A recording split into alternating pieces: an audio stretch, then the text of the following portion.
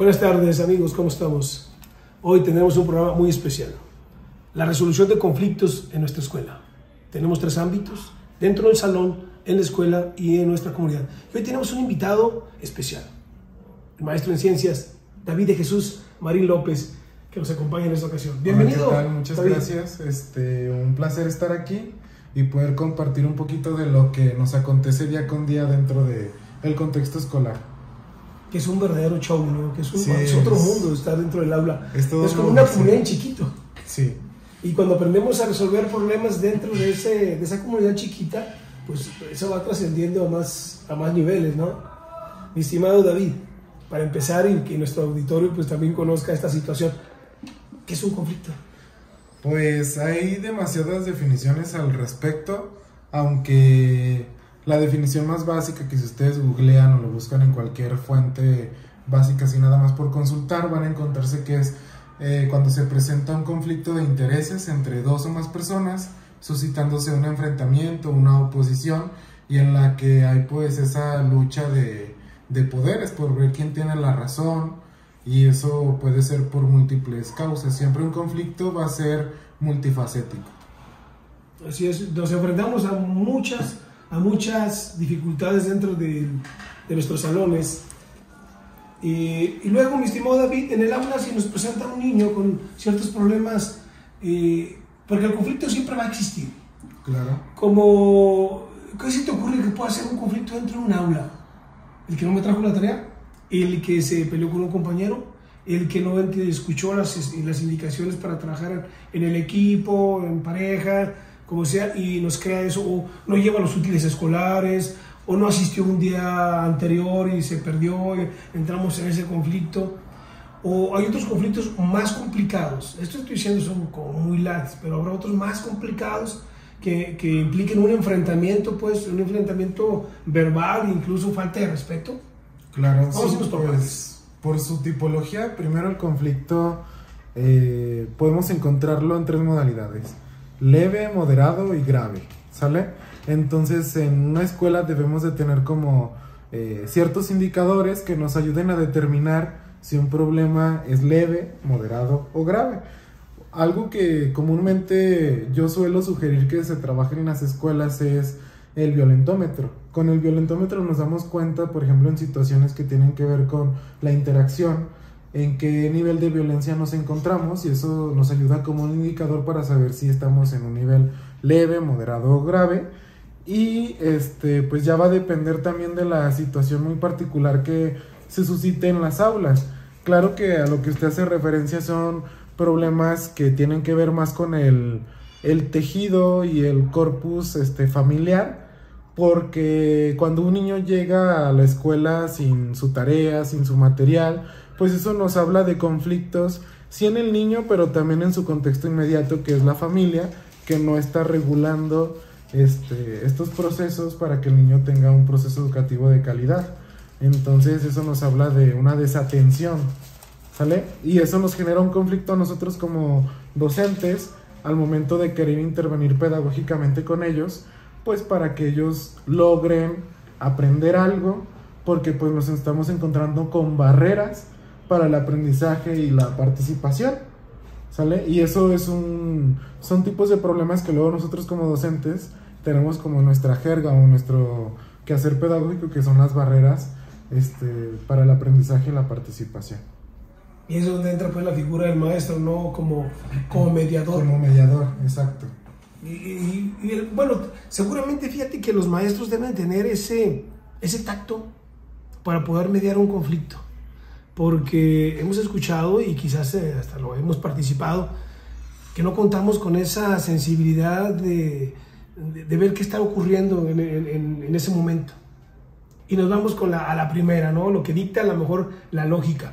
Te me vas del salón, estás castigado, tienes esta sanción, pero a veces no buscamos el cómo fue que se origina y de dónde debemos de partir para desde allí ir desglosándolo para poder llegar a un acuerdo entre ese par, pues que generalmente se da en esas 2 partes en que no están de acuerdo, como tú lo definiste al inicio.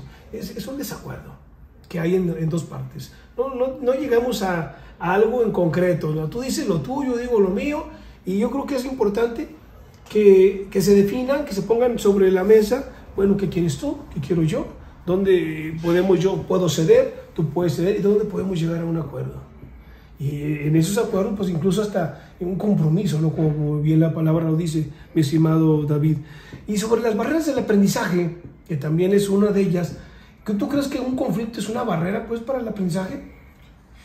No necesariamente, porque puede haber conflictos en diferentes ámbitos de la vida humana. Por ejemplo, ahorita que nos referimos al contexto educativo, pues obviamente se nos vienen nosotros solamente en esta jerga pedagógica, pues las barreras para el aprendizaje y la participación, porque hay barreras estructurales, hay barreras pedagógicas, hay barreras emocionales, hay barreras físicas. Entonces sí podrían entrar dentro del conflicto. Y otra de las cosas que usted mencionaba es que ¿qué hace el docente o cuál es el rol del maestro?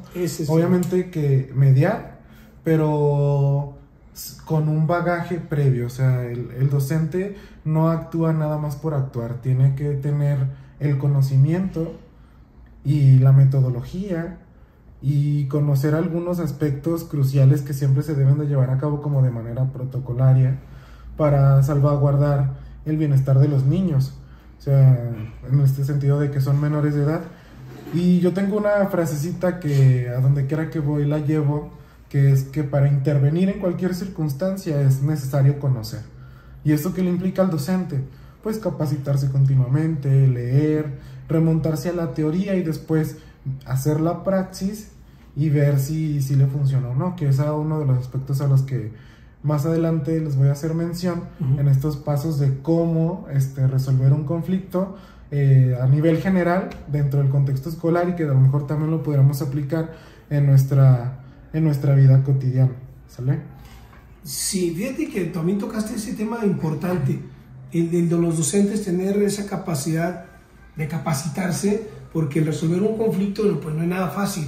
Generalmente los maestros de la vieja guardia siempre se van con que en mis tiempos los conflictos se arreglaban así, y agarraban una vara y vamos a ver, ponga la mano y no la mueva, porque si la mueve le pongo doble. Sí, entonces arreglaban los conflictos, ¿cómo se llama esa pedagogía? La pedagogía de que la letra con sangre entra, ¿no? La pedagogía tradicional. Y no había de otra, sí. Te vas a alivianar o no. Y fíjate que mucha gente en la comunidad dice, ¿cómo añoramos pues esos espacios donde los maestros antes eran respetados, porque pues se respetaron con esas leyes? Pero también entendamos que ese era el contexto de aquellos tiempos. Claro. Era hasta válido.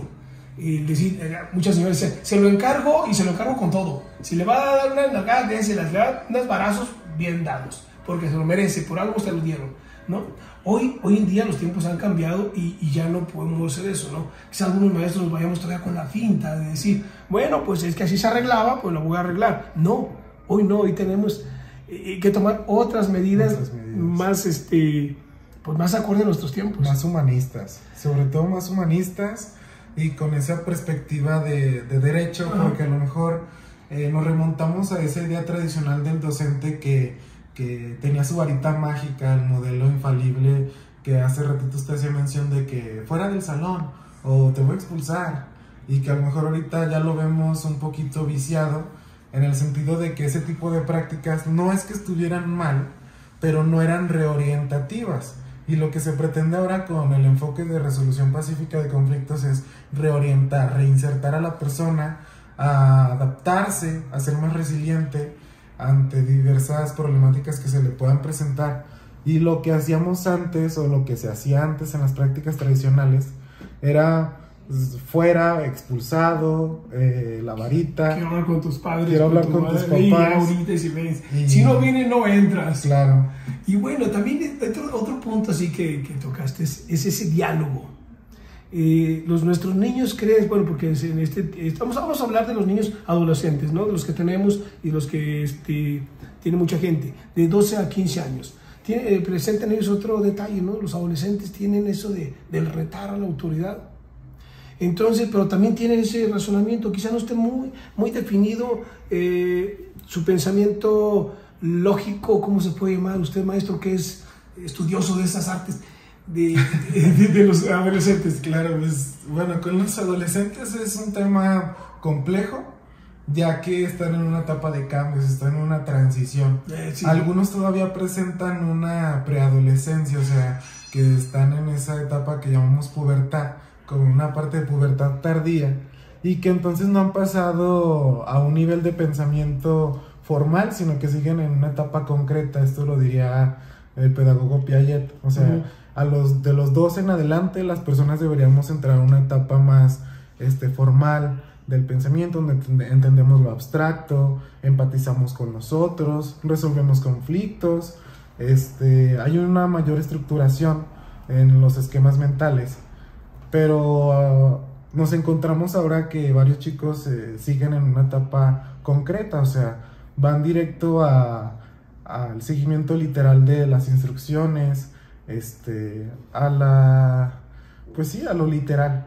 ¿Cómo va? Sí, no van más allá, no profundizan en las reglas, en las normas de convivencia. Pues. Es cuando se nos complica pues en los salones y, claro, y en esa etapa de adolescente.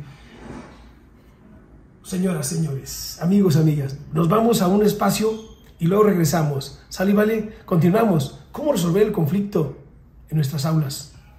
Regresamos.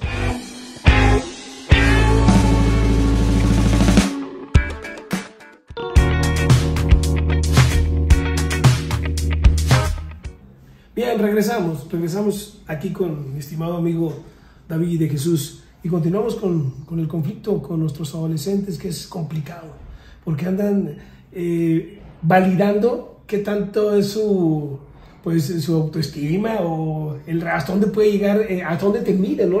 a los adultos, a la autoridad, que siempre ese es el conflicto con los adolescentes, estar fijándose en la autoridad, papá, mamá, maestros, alguien que represente autoridad, siempre están midiendo hasta dónde puedo llegar yo. Y el problema que nos enfrentamos los maestros en las escuelas, cuando te encuentras con estos niños, que no entienden de la palabra, no entienden del diálogo, que no hay ese acercamiento, que no tienen la sensibilidad para poder resolver un conflicto.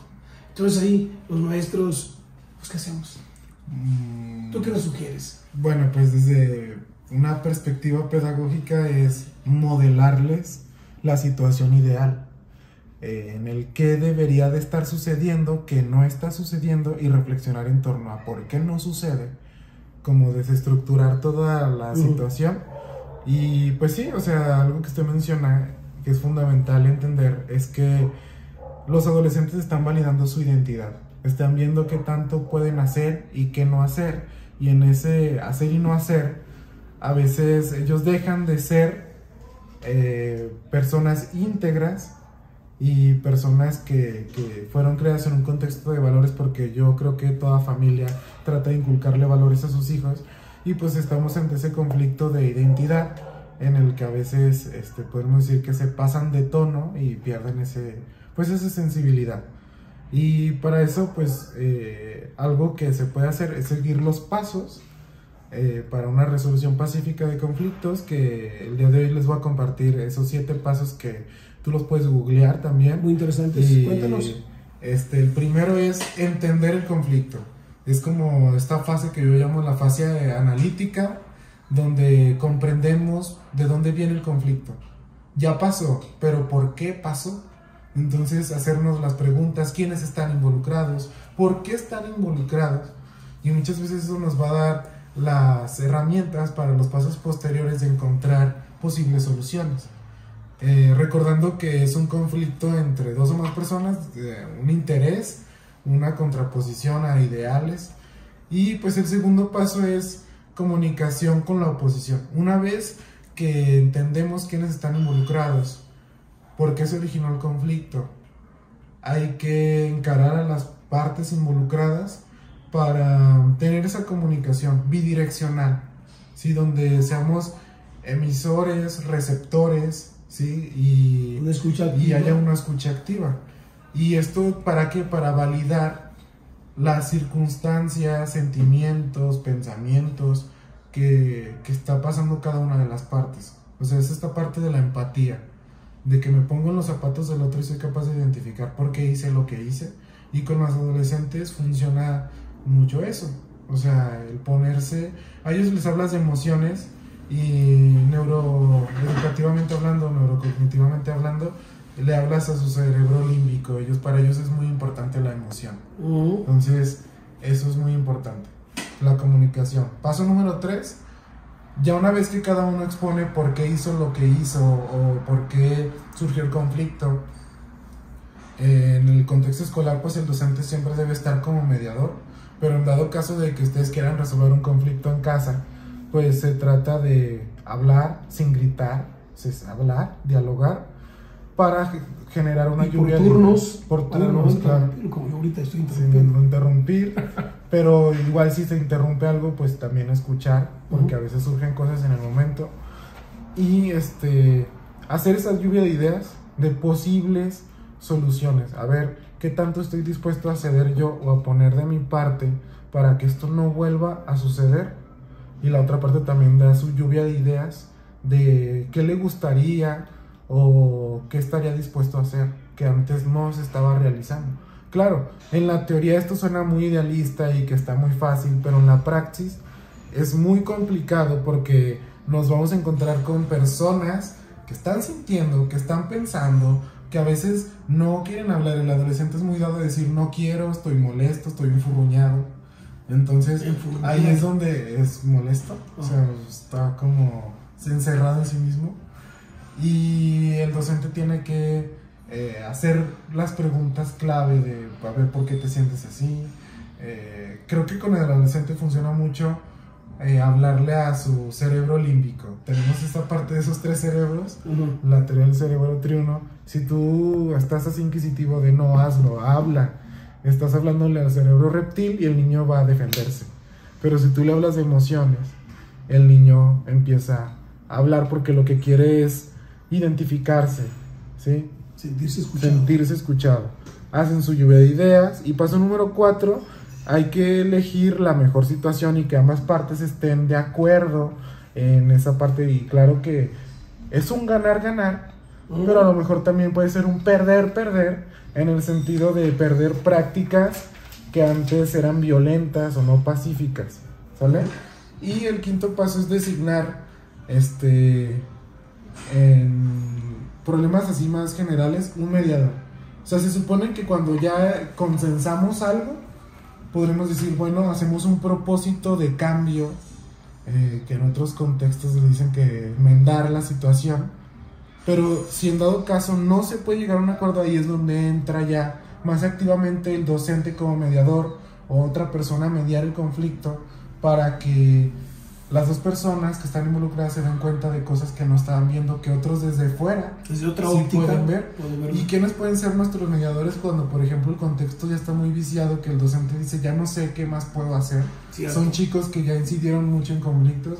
Pues hacer trabajo interdisciplinario, otro compañero docente, ayuda profesional, psicólogos. especialista. Tenemos luego en el sector educativo a las chicas de USAER, que son las maestras de apoyo, de educación especial, que también nos pueden ayudar desde esta parte social, psicológica, de aprendizaje, y que de verdad es un plus y hacen un trabajo extraordinario, ¿verdad? Cierto. Y que nos ayudan a ver cosas que a veces pasamos por alto.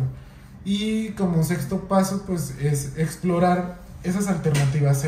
El mediador debe de explorar esas alternativas o analizar, regresar a la fase analítica del conflicto para encontrar detalles que a lo mejor se nos pasaron por alto. Y último punto, y no por eso menos importante, es el manejo del estrés y la presión que genera un conflicto, porque estamos estresados y aún cuando llegamos a un acuerdo, a veces quizá no quedamos del todo satisfechos, pero sabemos que era necesario para alcanzar ese estado de paz, ¿sí? de ya estar Estoy bien, en ya, un proceso de empatía, pero la empatía cuesta. Entonces no voy a pasar como en las guerras, ¿no? Te pongo un tratado, pero no estoy de acuerdo y después me vuelvo a rebelar. Y posiblemente va a volver a seguir sucediendo. O sea, se rompe ese acuerdo, se vuelve a hacer otro acuerdo, ¿sale? Entonces, aquí algo que yo retomo mucho y que me ha funcionado, ¿sí? Entenderlo yo como maestro, porque es una filosofía que viene de los toltecas, y que la escribió en un libro de los 4 acuerdos el doctor Miguel Ángel Ruiz Macías. Claro. Es el primero: sé impecable con tus palabras. Uno como docente tiene que modelar el ser impecable, es el ser tu palabra y cumplir lo que dices que vas a hacer.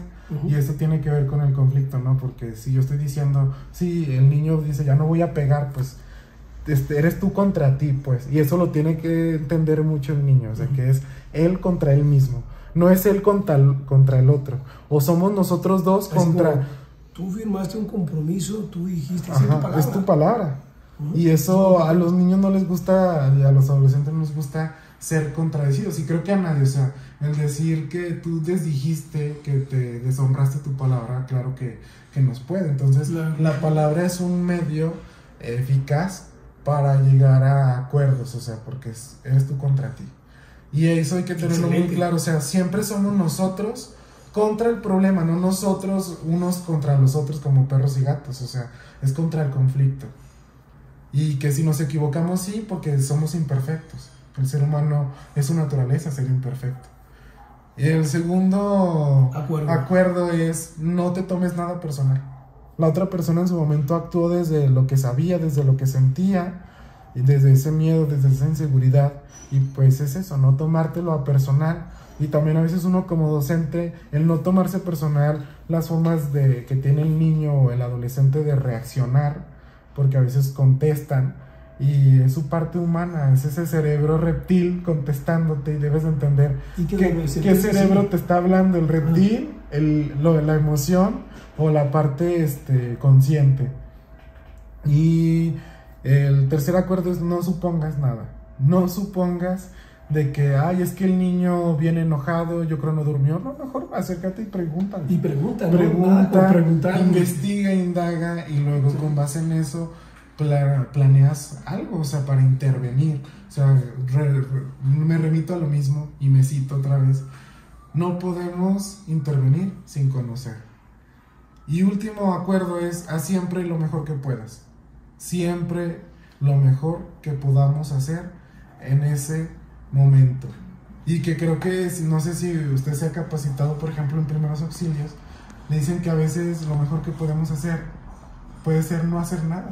O sea, no... Porque puedes crear otro conflicto más complicado. Conflictos, ¿no? Entonces, hacer siempre lo mejor que podemos, a lo mejor puede ser desde el simple hecho de ser prudente, analizar lo que me dijeron y guardar silencio, a reaccionar. Y muchas veces estamos muy acostumbrados, sobre todo ahorita con todo esto de las tecnologías, que influencers y tiktokers son como que se meten mucho en polémicas, y los niños absorben eso y creen que para resolver un problema siempre es necesario defender,